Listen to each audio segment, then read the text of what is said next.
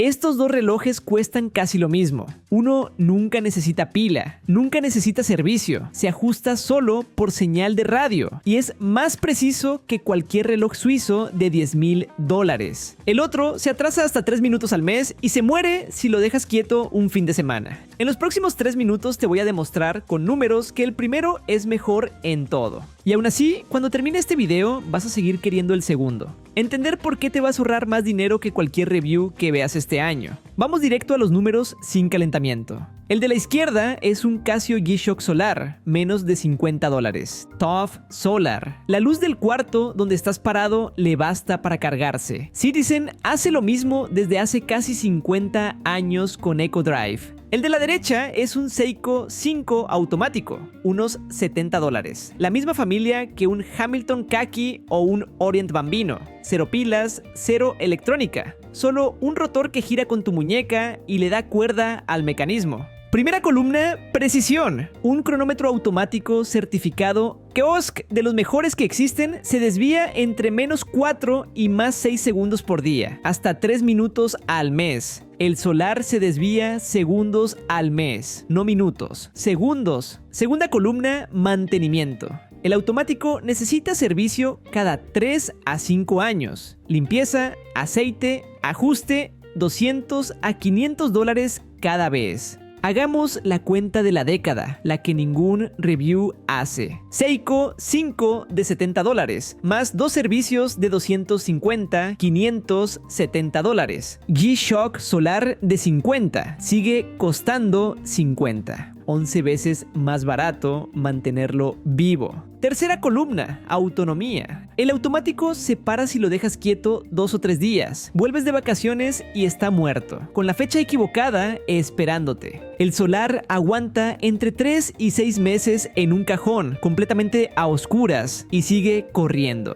Y la cuarta columna es el tiro de gracia. El Seiko Astron Solar con GPS detecta en qué país aterrizaste y cambia la zona horaria solo, sin que toques un botón. Ningún reloj automático del planeta, a ningún precio, puede hacer eso. No es cuestión de dinero, es el límite físico de lo que la mecánica pura puede lograr. 4 columnas, 4 victorias del solar. No es una opinión, es aritmética. Caso cerrado, ¿no? No, porque hay una quinta columna, y en esa el barato pierde. La celda de un reloj solar dura entre 10 y 20 años. Después empieza a perder capacidad de carga. Puedes cambiarla mientras exista el repuesto, porque es un componente electrónico, y los componentes electrónicos se descontinúan. Un mecanismo automático es otra cosa. Se desarma, se limpia, se vuelve a armar indefinidamente. Si una pieza ya no se fabrica, un relojero la puede tornear a mano, una por una, y el reloj sigue caminando como si nada. Hay relojes automáticos con más de 100 años funcionando hoy, con piezas cambiadas una y otra vez a lo largo de generaciones. Ningún reloj solar de 2026 va a estar funcionando en el año 2126. Va a estar en un cajón, sin repuesto para esa celda específica. Esa quinta columna tiene nombre: heredar. El automático se hereda. El solar, por más años que dure, se reemplaza. Imagínalo literal, entregarle tu reloj a tu hijo dentro de 30 años. Con el automático, esa escena funciona. Con el solar, probablemente ya ni existe el repuesto. Y guárdate esa palabra, heredar. Porque es la punta de un hilo que llega hasta una guerra que casi mata a un país entero y que explica exactamente por qué quieres el reloj peor. Pero antes tengo que romperte otro mito, uno que tú probablemente has repetido. Hay una frase que se repite en cada foro de relojes: cualquier quartz barato le gana en precisión a un Rolex. Suena bien, suena a justicia poética, el reloj de $10 humillando al de 10,000. Y en general es cierto, el quartz como categoría es más preciso que el mecánico como categoría. Pero cuando la gente en Wachusik se puso a medirlo de verdad, reloj contra reloj, cronometrando ambos durante semanas, encontraron algo incómodo. Algunos Casios baratos, de los más básicos, perdían más segundos al día que un Rolex bien regulado. No todos, no la mayoría, pero suficientes para romper la regla que todos repiten como si fuera ley física. Y aquí está el detalle que casi nadie menciona cuando cuenta esta historia. Lo que de verdad determina la precisión de un reloj no es la categoría a la que pertenece, es que también esté regulado ese ejemplar específico antes de salir de fábrica. Un cuarzo mal calibrado puede perder más que un mecánico bien ajustado. Y viceversa. No hay una correlación directa entre precio y precisión, ni de un lado ni del otro. Y hay una segunda capa en este mismo mito que casi nadie desarma. La gente asume que categoría de tecnología y calidad de ese ejemplar son la misma cosa. No lo son. Dos G-Shocks solares idénticos, salidos de la misma fábrica, pueden tener desempeños ligeramente distintos según qué tan bien pasó cada uno el control de calidad ese día. Lo mismo pasa con dos automáticos del mismo modelo exacto.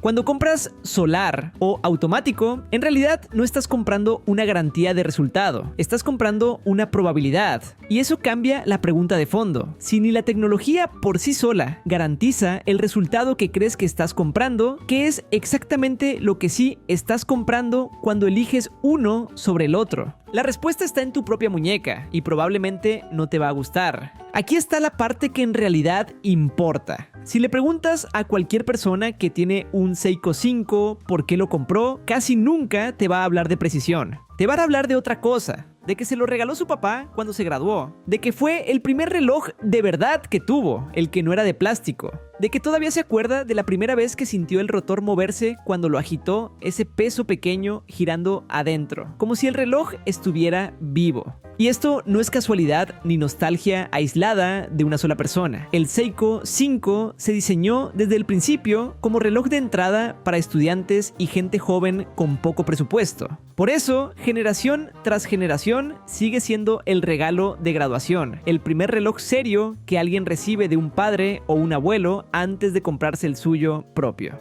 En los foros hay un patrón que se repite. Coleccionistas con relojes de miles de dólares que, cuando les preguntan cuál pieza no venderían jamás, contestan el Seiko de 70 que les regaló su padre. No el más caro, el que no se puede reemplazar. Nadie cuenta esa historia sobre un reloj solar. Nadie dice, mi papá me regaló mi Eco Drive y desde entonces no soy el mismo. Y no es porque el solar sea peor objeto, ya vimos que no lo es. Es porque el automático te pide algo que el solar nunca te pide: esfuerzo. En psicología hay dos mecanismos relacionados, pero no son lo mismo, y vale la pena separarlos. Uno es el efecto IKEA. Entre más esfuerzo pones en armar o mantener algo, más valor le das, aunque el objeto en sí no haya cambiado en nada. El otro es el efecto de dotación. Valoras más algo simplemente por el hecho de que ya es tuyo sin que el esfuerzo tenga que ver.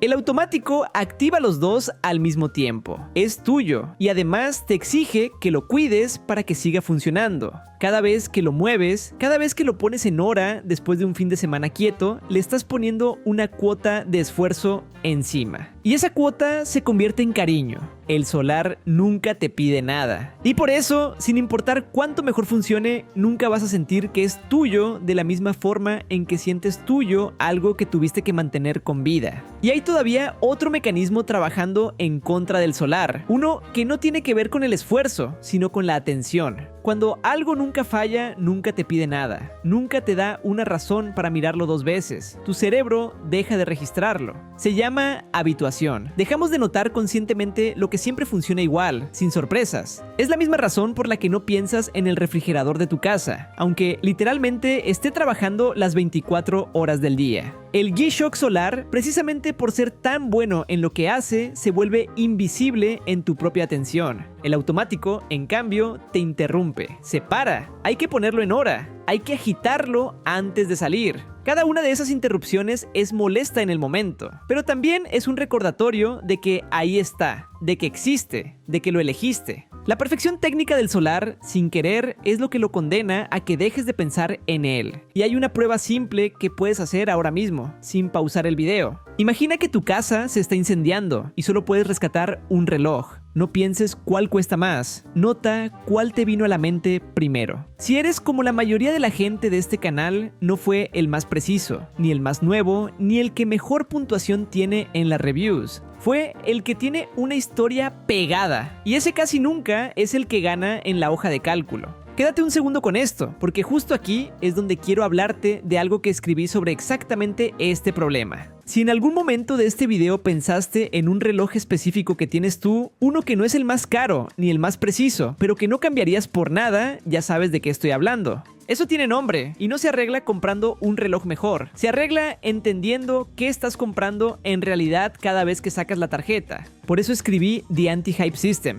No te voy a mentir diciéndote que es una lista de relojes que comprar, porque no lo es. Si lo que quieres es eso, este libro no es para ti. Es el sistema que uso yo mismo antes de gastar en cualquier reloj, 3 filtros concretos para saber si de verdad lo quieres o si nada más estás reaccionando al hype del momento. Uno de esos filtros es exactamente el que acabamos de usar en este bloque. Preguntarte si el reloj te está pidiendo algo de ti o si solo te está pidiendo dinero. Cuesta $20, se lee en una tarde y funciona antes de tu próxima compra, no en 6 meses. Contra los $300 de un reloj que vas a dejar de usar en un mes porque lo compraste por la razón equivocada, el libro se paga solo la primera vez que no haces esa compra. Está en la descripción en wristtheory.store. Ahora sí, la guerra que te prometí, la que casi mata a un país entero. Esto no es la primera vez que la tecnología más precisa amenaza con matar al reloj mecánico. En 1969, Seiko lanzó el Astron, el primer reloj de cuarzo del mundo.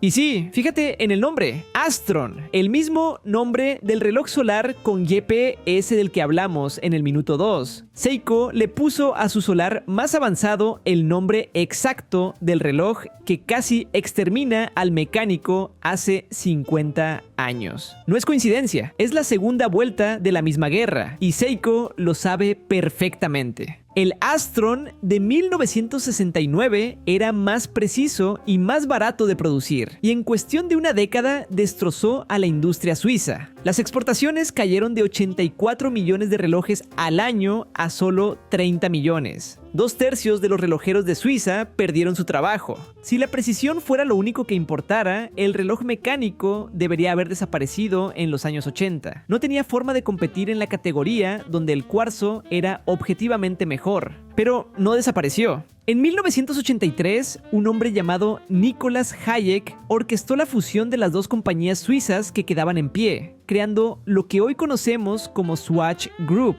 Y la apuesta de Hayek no fue competir contra Japón en precisión, fue algo casi contraintuitivo para la época. Crear un reloj suizo, barato, hecho de apenas 51 piezas que no vendiera hora exacta, sino emoción. Dijo una frase que resume todo este video mejor de lo que yo podría hacerlo. Emotion is something that no one can copy. La emoción es algo que nadie puede copiar. Y en otra entrevista agregó algo igual de directo. Si combinas tecnología poderosa con fantasía, creas algo completamente distinto. Hayek entendió algo que el mercado no quería aceptar. Dar la hora bien resultó ser la parte menos interesante de lo que un reloj puede hacer. El mecánico sobrevivió no compitiendo en precisión, sino cambiando de categoría por completo. Dejó de venderse como instrumento y empezó a venderse como objeto de artesanía, de identidad, de historia personal. Y fíjate cuántas balas ha esquivado ya con esa misma jugada. Sobrevivió al cuarzo en los 70, sobrevivió al reloj digital en los 80, sobrevivió al celular que volvió técnicamente innecesario a cualquier reloj y está sobreviviendo al smartwatch. 4 tecnologías consecutivas, cada una objetivamente superior a la anterior, y ninguna pudo matarlo. En algún punto deja de ser suerte y empieza a ser un patrón. Para principios de los años 90, toda una generación que había crecido usando cuarzo empezó a mirar el reloj mecánico no como tecnología obsoleta, sino como objeto de artesanía. Y esa generación fue la que hizo que el mecánico no solo sobreviviera, sino que hoy valga más que nunca. ¿Y crees que esto es solo una anécdota bonita de los 80? Mira el dato de hoy mismo.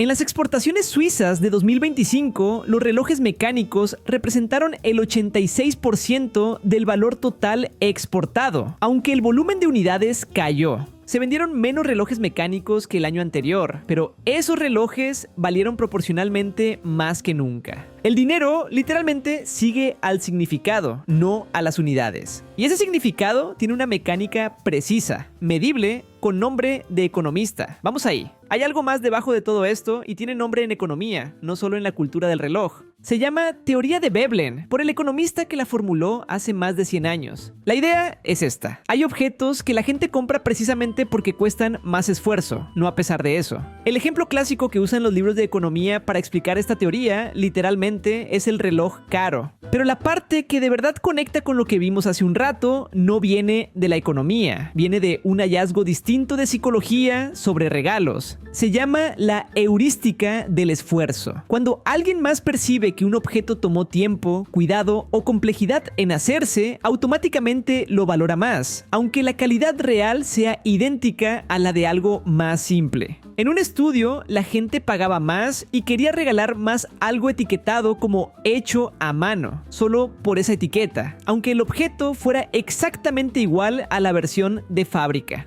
¿Te acuerdas del papá que le regaló el Seiko 5 a su hijo? Ese papá probablemente nunca escuchó la palabra heurística del esfuerzo en su vida, pero eligió, sin saberlo, el objeto que su hijo iba a percibir como más cuidado, más complejo, más vivo, desde el primer día, antes de que el hijo le diera cuerda ni una sola vez. Un reloj solar, por más que funcione perfecto, no carga esa percepción de esfuerzo. Se percibe simple, porque técnicamente lo es. Y ahí es donde entra Veblen otra vez. La señalización costosa solo funciona si de verdad costó algo dar, aunque ese algo nunca haya sido dinero. Aquí hay una distinción que vale la pena hacer bien, porque se presta a confusión. No se trata de que el automático le hable a otras personas y el solar no. La mayoría de la gente ni siquiera distingue un movimiento automático de uno de cuarzo con solo mirar el reloj. Piénsalo con un ejemplo extremo. Pon un Rolex genuino y una réplica idéntica, indistinguible a simple vista, uno al lado del otro. Para cualquiera que los vea, son el mismo objeto. Pero para ti, usando la réplica, la sensación nunca es la misma. Sabes que no te costó lo mismo, ni en dinero, ni en historia.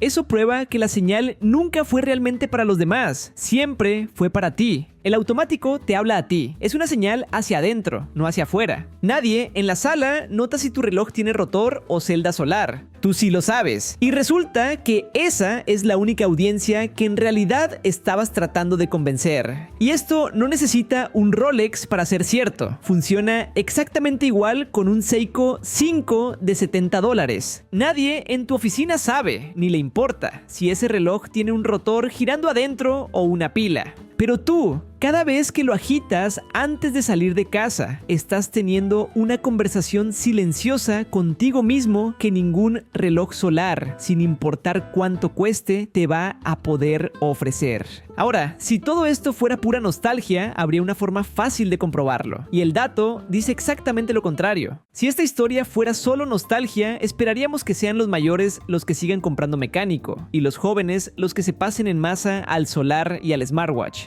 Es exactamente al revés. La Gen Z, la generación que creció con el celular pegado a la mano, es el segmento de compradores de relojes de más rápido crecimiento en 4 décadas, según datos de Chrono24, el marketplace más grande de relojes usados del mundo. Vale la pena ser honesto con el dato. Es gente que ya compra relojes con intención, no una encuesta de la población general. Pero dentro de ese grupo, más de un tercio de la Gen Z ya tiene un reloj de calidad o planea comprar uno pronto, y más de la mitad está abierta a marcas nuevas antes que a las tradicionales. Y no están comprando solar, están comprando mecánico. La velocidad de crecimiento de compradores de 18 a 28 años supera a la de cualquier otro grupo de edad, incluyendo al grupo de 35 a 50 años que históricamente dominaba este mercado. No es que los jóvenes apenas estén alcanzando a los adultos, los están superando en la velocidad con la que se están enganchando. Y aquí va el contraste más brutal de todos. El Apple Watch, un solo producto, vende más unidades al año que toda la industria relojera suiza junta. La opción tecnológicamente superior ya ganó la guerra del volumen, igual que el cuarzo la ganó en los 70. Y aún así, la misma generación que compra Apple Watch está comprando reloj mecánico como su segunda pieza. No es que no conozcan la alternativa mejor, la conocen mejor que nadie en la historia. Y aún así, entre más digital se vuelve tu vida diaria, más buscas algo que te pida lo contrario. Algo que tengas que cuidar con las manos, no con un dedo en una pantalla. Y si el patrón te suena, es porque no es exclusivo de los relojes. Es exactamente lo que pasó con el vinilo contra el streaming. La opción objetivamente peor en todo lo medible. Más cara, más frágil, menos práctica. Creciendo año tras año. Comprada sobre todo por gente joven que tiene Spotify abierto mientras pone el disco. No compran el sonido, compran el ritual de poner la aguja. Con el reloj automático es la misma transacción exacta, solo que en la muñeca. El reloj automático no está sobreviviendo a pesar de la era digital. Está sobreviviendo gracias a ella. Y antes de cerrar, una aclaración rápida, porque es fácil malinterpretar todo esto. Nada de lo que dijimos hoy significa que un reloj mecánico sea mejor inversión que uno solar. El dato del 86% de las exportaciones suizas no es una señal de compra, es una prueba de que la gente paga por significado, no una promesa de que ese reloj va a valer más mañana. Si compras un automático esperando que suba de precio, volviste exactamente al error del que hablamos al principio. Comprar por la razón equivocada, solo que con un disfraz más sofisticado. La única razón válida para elegir el peor reloj es que entiendas con los ojos abiertos qué estás comprando en realidad. No para ganarle al mercado, para ganarte a ti mismo la próxima vez que dudes. Así que volvamos a los dos relojes del principio. El solar gana en precisión, gana en mantenimiento, gana en autonomía, gana en casi cualquier tabla comparativa que quieras armar. Y aún así, la mayoría de nosotros, si tuviéramos que elegir uno para quedarnos toda la vida, elegiríamos el que hay que cuidar. Eso no te hace irracional en el mal sentido. Te hace exactamente igual a la industria relojera suiza en 1985, apostando por la emoción cuando la lógica decía que ya habían perdido. Igual al coleccionista que se pasó semanas buscando un reloj discontinuado de $400 en vez de comprar uno nuevo mejor calificado. Igual a cada persona que todavía tiene el reloj que le regaló su papá guardado en un cajón especial, aunque tenga uno más preciso en la muñeca. La pregunta real nunca fue cuál reloj es mejor. Fue ¿qué estás tratando de sentir cuando lo eliges?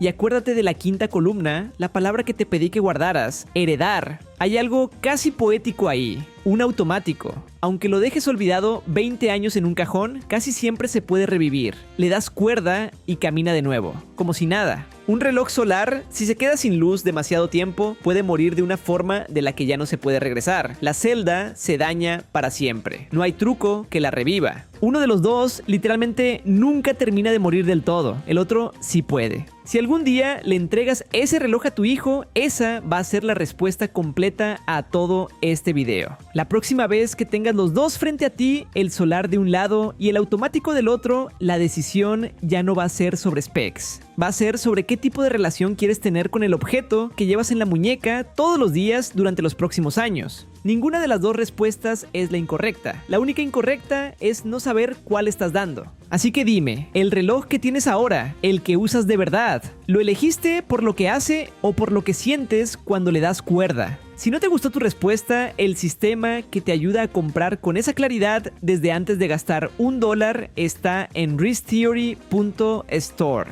Cuéntame en los comentarios, solar o automático, y por qué de verdad. Si este video te hizo ver tu propio reloj distinto a como lo veías hace 20 minutos, dale like y suscríbete. Aquí seguimos, cada semana desarmando exactamente por qué compramos lo que compramos. Nos vemos en el próximo.